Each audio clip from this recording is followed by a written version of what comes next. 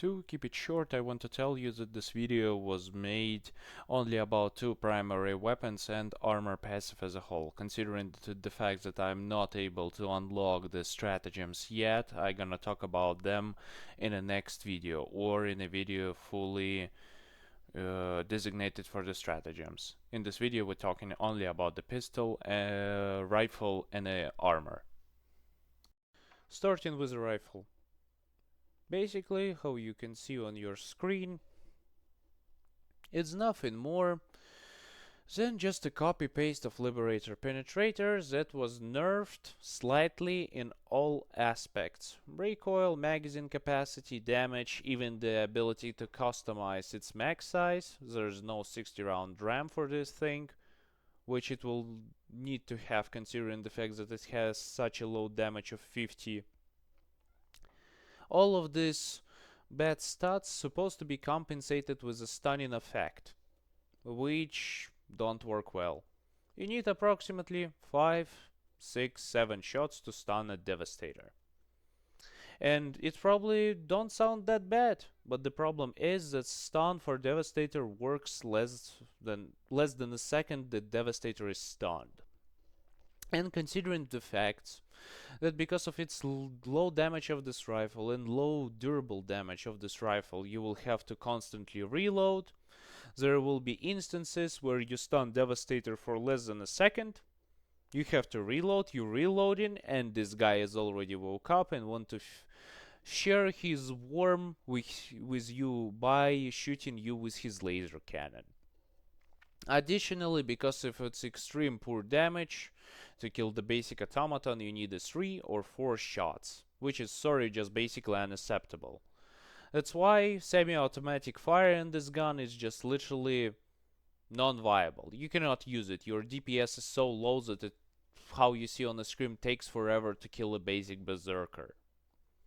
And additionally, because of the low damage and the high amount of bullets which you need to input in a basic automaton, you cannot fight with the crowd efficiently. You know, the weapons in the primary weapons in the Helldivers 2 are mostly divided into two categories.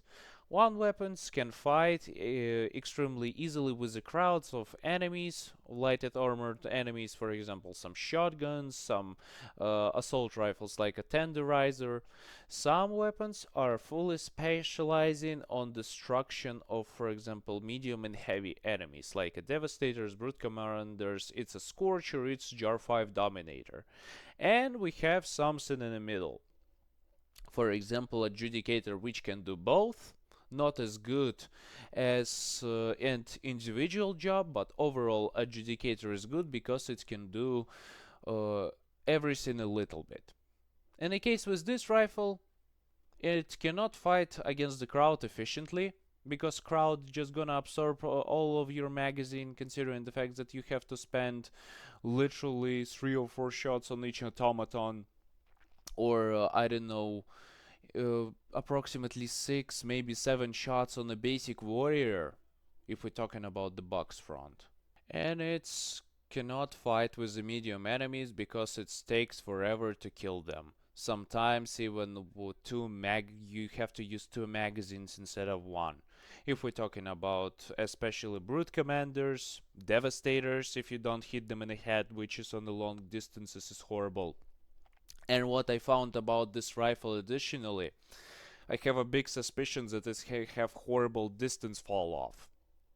Because on distance, I remember the moment when I was testing this rifle, it took me 5 shots to kill the basic automaton. It's literally was bullet to kill from some PvP game like a Battlefield 4 or some Call of Duty. You know, it's acceptable for PvP regimes, this type of TTK. But it's not really acceptable in a game where you don't have maybe 5 of enemies like this that fight against you, but you have 20, 25 of them who constantly chasing you and gunning you down. As a conclusion for this rifle, I want to tell you that unlike other weapons in the Helldivers 2, it can't do anything. It's literally one of the worst weapons in the game on the current moment right now. And if you was thinking about buying warbond only because finally AR, which was not a bullpup, was added in a game, don't do this. This is gonna be a waste of your money and super credits. And the worst part about this rifle, it's impossible to balance out. Because right now it's a piece of crap, because it can penetrate armor and it can stun. But if you make it better at stunning, you will make the pummeler, which is not really great, even more useless. If you will increase its damage, you will make Liberator Penetrator more useless. You know, this rifle is just balance abomination. It shouldn't exist. It's a rare skin of Liberator Penetrators that literally have zero chance of redeeming itself without destroying somebody else. Now, let's jump to the new pistol from the superstore. While rifle was worthless everywhere and worthless always against every faction and every situation, this pistol was only bad against the bots.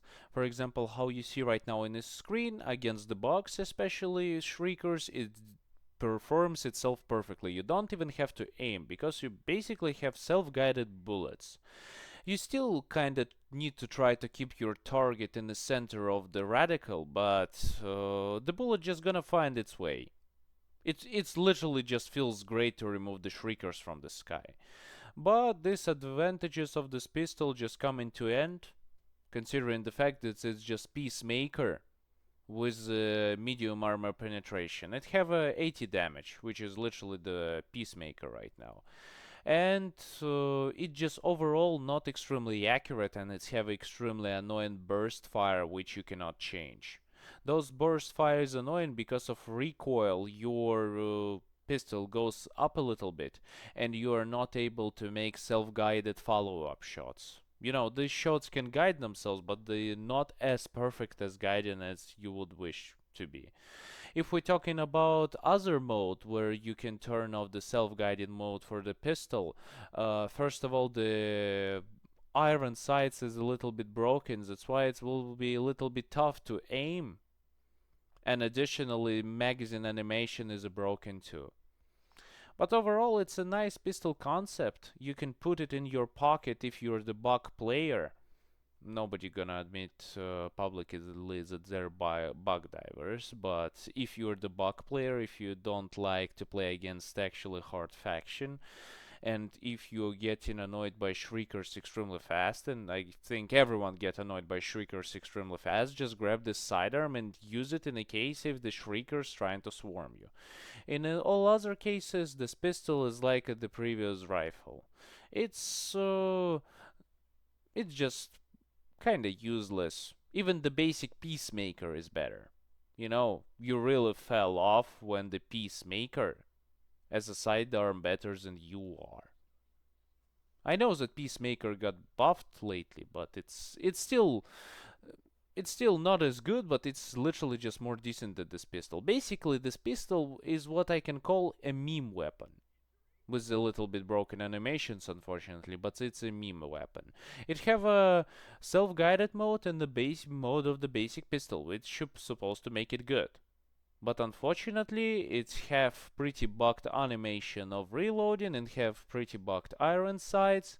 And because of the burst fire, you cannot adequately use it in a self-guided mode because your recoil gonna remove your radical from approximate place where you want to aim, and it's literally gonna ruin all the fun. But honestly, they made a cool feature with this change in scope, where, for example, for the basic shots, you can use the iron sights, and for self-guided shots, you can use the special scope. But in my opinion, it shouldn't be done so complicated. You could just change the radical on the scope itself, for example, for self-guided shots and basic shots. But it's not honestly a big problem. I know it's pretty buggy, but I believe that Arrowhead tried on this one, and I really cannot yell at it. This weapon is bad, but it's stylish. You know, you can literally keep it. You can buy it for super credit. I think it's kind of worth it.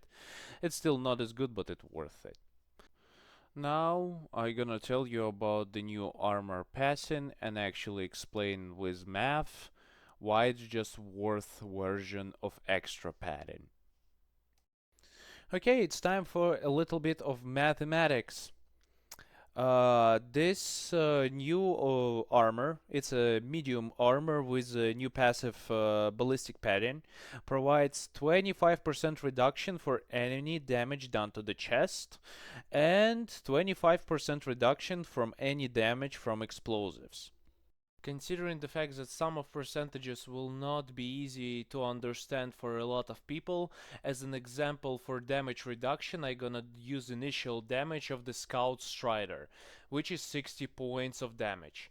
When the Scout Strider hits the person in a ballistic pattern, the chest gets damage at 38.25 points, while in the extra pattern it gets 40.8 points of damage. Basically the difference nearly not existed. The 2 points literally solves nothing. But if we look at arms and legs, there are a giant difference. Nearly the 10 points of protection is added in the case of extra padding. Basically, extra padding, while having nearly the same level of the chest protection, provides you with the insane protection of the limbs and especially the head, comparably to ballistic padding armor. Basically, this shows that the new armor, unfortunately, is just nerfed up version of the extra padding medium armor. Some people will argue that 25 explosive resistance will actually make this armor better than extra padding in this comparison and actually make the worse using, but I prefer to call this a landmine test, which actually shows that those armor, in the case of their protection from explosions, are nearly identical, if not fully identical. How you see on the screen after when our Helldiver exploded on mine in extra padding armor in a ballistic padding, result is the same, which means that new armor is just nerfed, extra padding, and not actually worth your time to invest in it.